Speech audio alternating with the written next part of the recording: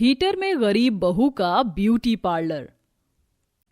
अरे नई बहू, जरा चाय तो बना दे। माँ जी, चाय मैं बना देती हूँ। पूनम घर लीप रही है, पार्लर खोलने का समय हो गया है ना। अच्छा बहू।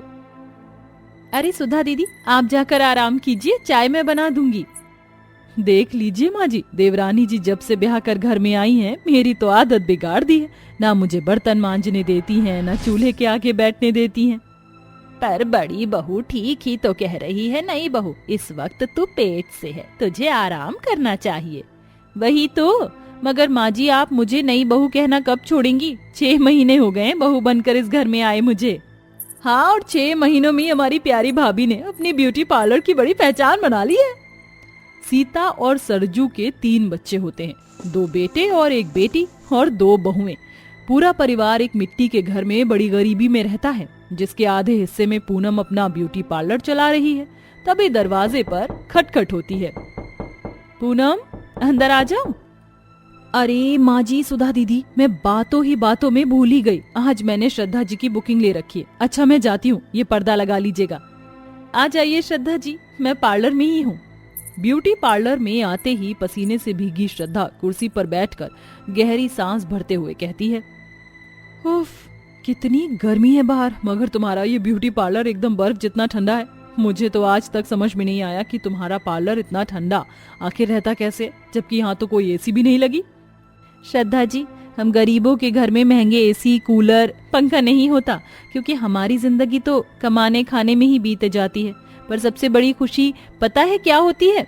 जब दिन भर कमाने के बाद पूरा परिवार सुख से 2 वक्त की रोटी भी साथ शांति से खा सके। और मेरा ब्यूटी पार्लर इसलिए ठंडा है क्योंकि मेरा ये घर मिट्टी का बना है। इसके बाद पूनम श्रद्धा का बहुत ही प्यारा सा मेकअप करती है। अब गुजरते दिन के साथ ठंड शुरू हो जाती है। तभी एक कस्टमर मेकअप कराने के लिए उसके पार्लर में आती है।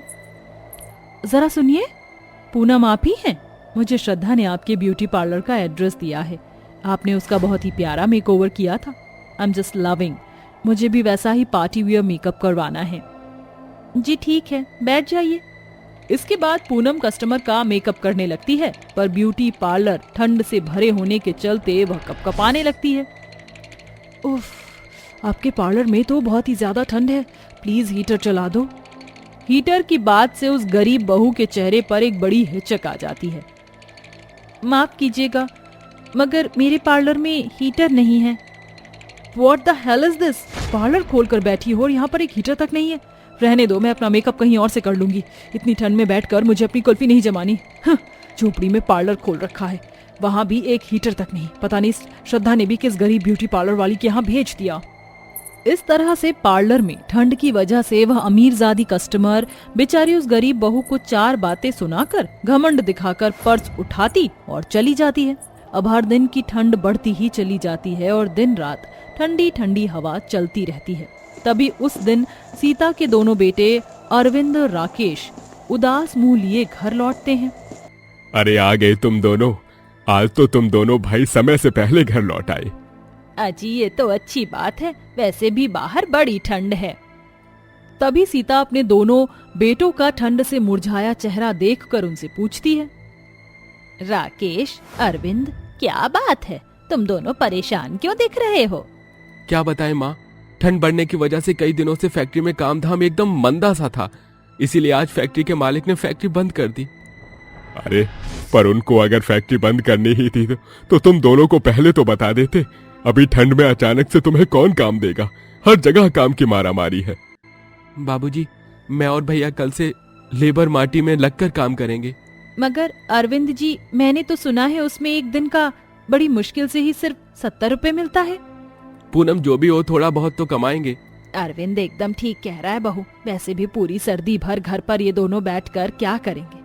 बड़ी बहू को 8वां महीना लग गया है, कुछ दिनों में तेरी जेठानी की भी डिलीवरी है, और इन दिनों तो तेरा पार्लर भी नहीं चल रहा, तो एकदम से कहाँ से पैसे आएंगे। इसके बाद सब सो जाते हैं, मगर रात में बहुत तेज बारिश होती है, जिससे उस दीवार की मिट्टी जगह जगह से गलने लगती है, जिससे ठंडी हवा उनके घर में तेजी से घुसने लगती है, जिससे कि कस्टमर उस गरीब बहू के ब्यूटी पार्लर में ठंड भरा देखकर बाहर दरवाजे से ही चले जाते।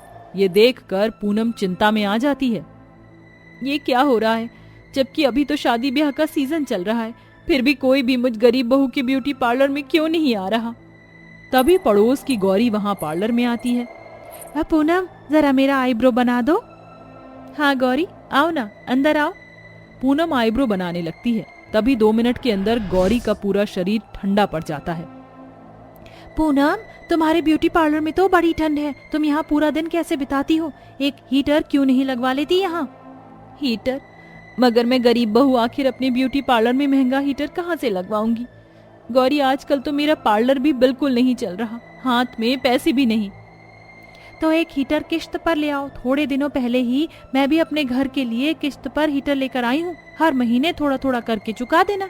तुम्हारे ब्यूटी पार्लर में बहुत ही ज्यादा ठंड है, इसलिए कस्टमर ने आना बंद कर दिया है। अगर तुम फिर से अपने कस्टमर को ब्यूटी पार्लर में आता देखना चाहती हो तो हीटर तो तुम्हें लगाना ही पड़ेगा। अच्छा, मैं चलती हूँ, ये लो थ्रेडिंग के पैसे। गौरी की बात पूनम को ठीक लगती है और वो कहती है, अगर मुझे अपना ये ब्यूटी पार्लर चलाना है तो मुझे एक हीटर खरीदना ही पड़ेगा। वैसे भी रात में ठंड में सबका बुरा हाल हो जाता है। यह सोचकर पूनम एक हीटर किश्त पर खरीद लाती है और अपनी ब्यूटी पार्लर के बाहर हीटर ब्यूटी पार्लर का बोर्ड लगा देती है, जिससे लोग पहले की तरह वहां आने लगते हैं। अरे क्या बात है पूनम, तो आखिरकार तुमने हीटर लगवा ही लिया। जी श्रद्धा जी, वैसे तुम्हारा ये हीटर तो बड़ा ही गर्माहट करता है, इसलिए आज तुम्हारी ब्यूटी पार्लर में जरा भी ठंड नहीं लग रही। चलो अब जल्दी से मेरा मेकअप कर दो, मुझे शादी में जाना है। जी श्रद्धा जी। इतने में एक और कस्टमर आ जाती है। मुझे नेल आर्ट कराना है। आप बैठ जाइए, थोड़ा टाइम लगेगा। देखते ही देखते उस गरीब बहू के हीटर ब्यूटी पार्लर में भीड़ लग जाती है। श्रद्धा जी, हो गया आपका मेकअप। बाल कैसे बनाने हैं? ऐसा करो तुम जूड़ा बना दो। वो क्या है, तुम्हारे ब्यूटी पार्लर में इतनी गर्माहट है कि आज जाने का मन नहीं कर रहा। तभी पूनम अपनी ननद नीलम को आवाज लगाती है। नीलम, उस कस्टमर के नेल आर्ट बना दो, मुझे श्रद्धा जी का जूड़ा बनाना है, टाइम लग जाएगा। जी भाभी। इस तरह से वह गरीब बहू रात के 10 बजे ब्यूटी पार्लर बंद करती है। तभी आसमान से ओस गिरने के साथ ठंडी ठंडी हवा चलने लगती है, जिससे उसके परिवार वाले कपकपा उठते हैं। हे राम, एक दिन की बारिश ने तो ठंडी बढ़ा दी। हाजी, वही तो, ऊपर से ये ठंडी ठंडी हवा तो और भी जोरों का जाड़ा उखाड़ रही है। अपने ससुराल वालों को ठंड से ठिठुरता देखकर वह गरीब बहू ब्यूटी पार्लर से हीटर लाकर घर में लगा देती है, जिससे उनका बर्फ जितना ठंडा मिट्टी का घर एकदम गर्म हो जाता है। माँ जी, बाबूजी, अब आप सभी आराम से सो सकते हैं। शुक्रिया पूनम, तुम इस घर की बहू होकर भी मेरे घर परिवार के लिए इतना सब कुछ कर रही हो। अरविंद जी, इस परिवार ने मुझे अपने घर का हिस्सा बनाया है, इसलिए ये मेरा भी तो परिवार हुआ। चलो अब सो जाओ। उस गरीब बहू का सारा ससुराल हीटर की गर्माहट में सुकून से सो पाता है और हर दिन के साथ उस गरीब बहू के हीटर ब्यूटी पार्लर में अब मेकअप कराने आने वाले कस्टमर की भीड़ और भी ज्यादा बढ़ने लगती है, जिससे उन दिनों शादी के सीजन में बहुत ही ज्यादा अच्छी कमाई होती है, जिससे कि समय से पहले ही पूनम हीटर की पूरी किश्त भर देती है और हर दिन उसके हीटर ब्यूटी पार्लर में सुबह से लेकर रात के 10 बजे तक बुकिंग रहती। आखिर में अपनी कमाई से वह गरीब बहू अपनी मिट्टी का घर तुड़वा कर एक पक्का घर अपने परिवार के रहने के लिए बनवा लेती है।